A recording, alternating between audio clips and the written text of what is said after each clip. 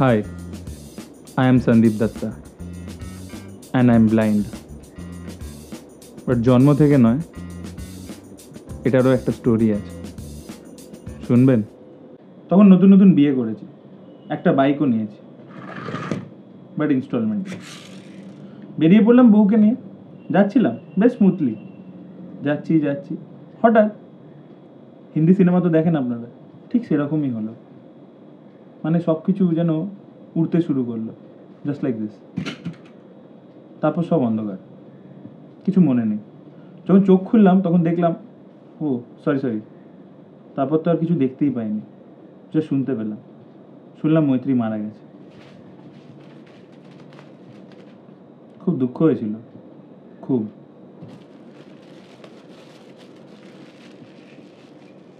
কাঁদলাম অনেকবার সুইসাইড করারও চেষ্টা করেছি, হাত কেটে আর, বাট উইক হার্ট তো, সেটাও পারলাম না। After all the melodramas, I started listening to motivational videos. দিন রাত্রি অনেক দেখলাম, আর ফাইনালি ডিসাইড করলাম, how about opening A restaurant. লাইফটাকে নতুন করে তো স্টার্ট করাই যায়, ছোটোখাটো, বেশি বড় নয়। ওই টাকা কই? সেই সময় কানে এলো যে গভর্নমেন্ট নাকি ব্রিজ কোল্যাপসে এফেক্টেড ফ্যামিলিদেরকে পয়সা দিচ্ছে, হেল্প করছে। খুব খুব সিম্পল প্রসেসটা, জাস্ট নিজের ফাইলটা নিয়ে যাও আর চেকটা নিয়ে চলে আসো। আমিও পৌঁছে গেলাম গভর্নমেন্ট অফিস। দেখুন মিস্টার দত্ত, তো মিস্টার দত্ত, আমি কি বলছিলাম, তো এই ব্যাপারটার জন্য একটা নতুন করে এনকোয়ারি কমিশন বলেছে। মানে ব্রিজটা যে ভাঙলো, তো তার জন্য কারা রেসপন্সিবল, এটার জন্য এখন একটা এনকোয়ারি কমিশন বলেছে। তো সব কিছু মিটে যাওয়ার পর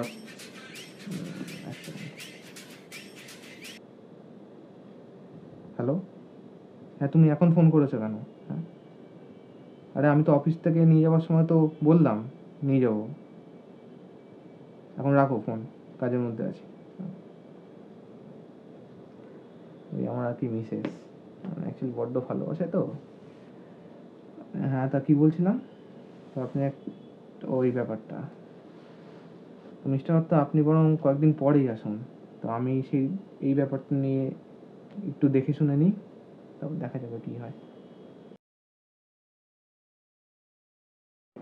দেখুন মিস্টার দত্ত, আপনার ফাইলে তো সবই ঠিক আছে আমি দেখলাম, কিন্তু ব্রিজটা তো 40 বছর পুরনো, তাই কি না? মানে দোষটা কার? মানে এখনকার ইঞ্জিনিয়ারদের নাকি তখনকার?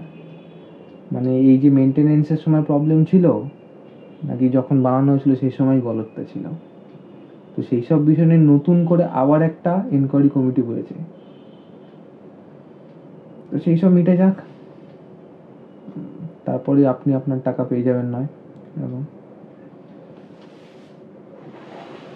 আপনি বরং কয়েকদিন আবার পরে ঘুরে আসুন, এবার বলছি শিওর আপনি পাবেন।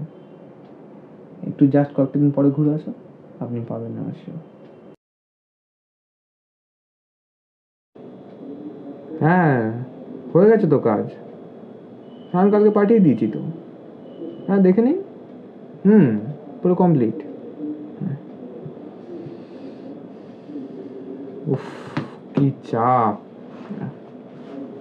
খুব চাপ, তাই না? এখন তো ইলেকশন এসে গেছে, তো সেই চাপ তো হবেই। আর এই যে এদেরকে যে আপনারা দেখছেন, এরা তো কোনো কাজই করে না।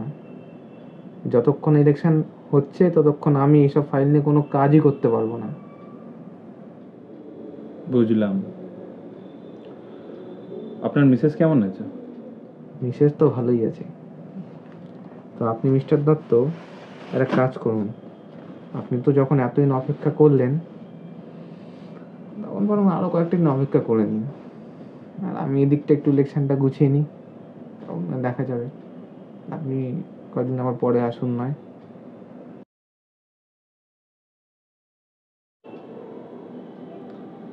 কোনো পসিবিলিটি কি আছে যে আমি আমার টাকাটা পাবো? মিস্টার দত্ত, গভর্নমেন্ট এখন বদল হয়ে গেছে।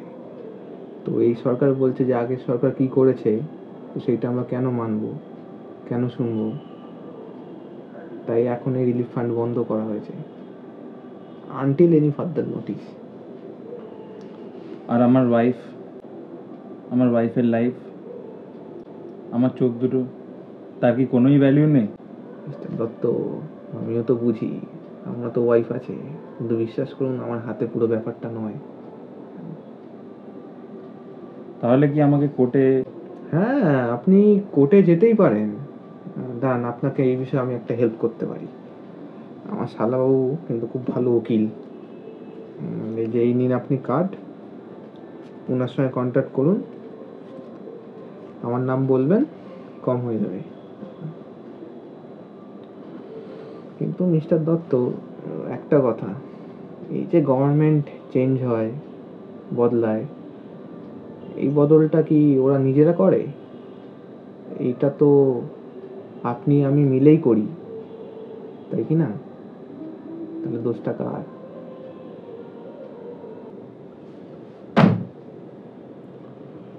লোকটা কথাটা কি পুরোপুরি ভুল বলেছে?